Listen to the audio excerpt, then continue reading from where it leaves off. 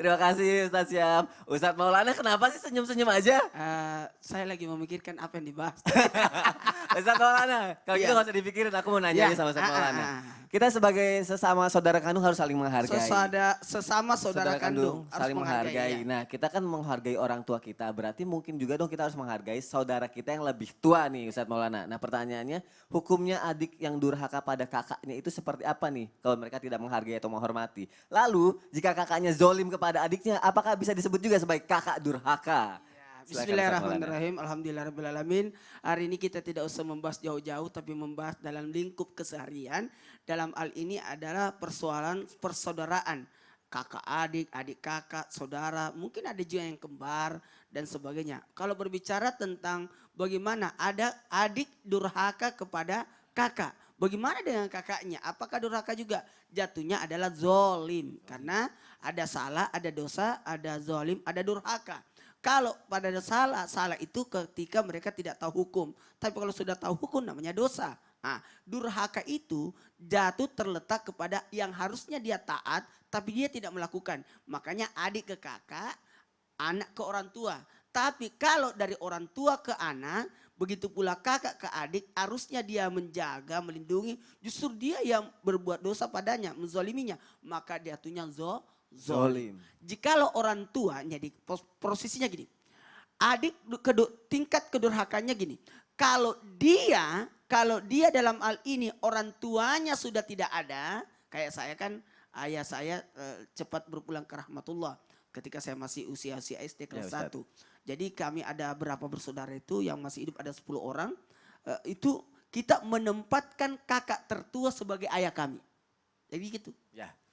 Jadi kakak tertua, kakak itu jadi orang tua kami. Maka ketika engkau tidak mentaati kakakmu, maka sama saja engkau durhaka kepada orang tuamu. Karena kakak menjadi pengganti daripada orang tua. Jadi jangan marah kalau dinasihati, jangan marah kalau ditegur. Karena kenapa? Karena ini aplikasi dari tanggung jawab seorang kakak terhadap adiknya. Kalau ada orang diam-diaman berarti dia tidak ada sayang di situ. Berarti gak sayang, Nggak cuek sayang. jadinya. Tapi kalau dia datang, nasihati adiknya, itu wajar. Karena ini adalah tanggung jawab kakak kepada adiknya sebagai pengganti orang tua. Atau orang tua menitipkan kepada kakaknya. Ini kan ada juga. Ada orang tua yang masih hidup, lalu dia membina anak-anaknya lewat kakak anak tertua. Makanya, karena alhamdulillah Rabbil Alamin selama ini, di corona ini selama 3 kita di corona, kita di karantina ya. Karantina gara-gara corona. Nah, ini alhamdulillah saya bisa bikin kamar buat anak-anak saya. Sehingga Nora merasa dirinya, akulah paling tertua sudah berperan untuk menjaga adik-adikku. Nora udah kayak gitu juga ya, sudah. Jadi bawelnya lebih bawel dari saya. Nah, jamaah. Aku yang jawab. Jadi kalau orang tua itu masih hidup, lantas memberikan wewenang kepada anak tertua untuk menjaga adiknya. Kalau adiknya tidak taat kepada orang tuanya, justru menyakiti perasaan orang tua. Adik tidak taat sama kakaknya.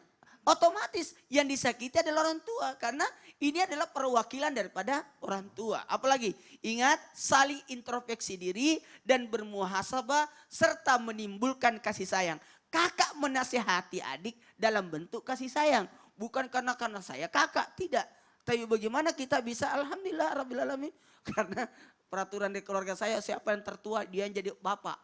Kalau sudah nikah keluar dia yang paling tertua lagi. Yang di bawahnya itu jadi menggantikan posisinya. Pas giliran saya. Nah gimana tuh? Giliran saya yang paling tertua.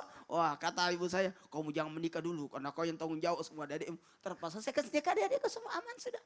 Artinya apa? Di sini bentuk tanggung jawab. Peran. Makanya kalau ada adik yang mau menikah, siapa yang jadi walinya? Kakaknya. Nah, jadi mohon izin. Ingat kakak itu, kakak yang ke bawahnya menjadi dari kakak ke adik namanya sayang. Tapi kalau adik ke kakak namanya hormat. Tapi kalau seumuran karena ada kadang-kala kembar kan, maka di situ saling menghargai.